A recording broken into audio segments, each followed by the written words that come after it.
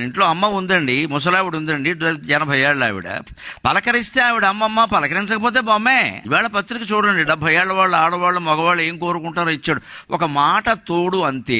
యువతరాన్ని కోరుతూ ఉన్నా, మీరు మీ ఇంట్లో పెద్దవాళ్ళతో మాట్లాడండి. మీ మామగారు, అమ్మమ్మగారు, తాతగారు ఉంటే వాళ్ళ దగ్గర కూర్చోండి, కాస్త కాఫీ తాగండి, వాళ్ళని తిన్నారా అనగండి. ముసలావిడిని ఆనందింప చేయడం మన ఉద్దేశం. రేపో మాప వెళ్ళిపోతుంది ఆవిడ పక్కన కూర్చొని తాగచ్చు కదా. కాఫీ తాగుతూ కూడా ఎంగిల్ చెయ్యట్టి దీనికి ఎలకాల ఫోన్ ఎక్కడ? కాసేపు అవతల పారేయలేమా? తల్లితోనో, తండ్రితోనో, అమ్మమ్మతోనో, మామతోనో, తాతతోనో మాట్లాడలేమా?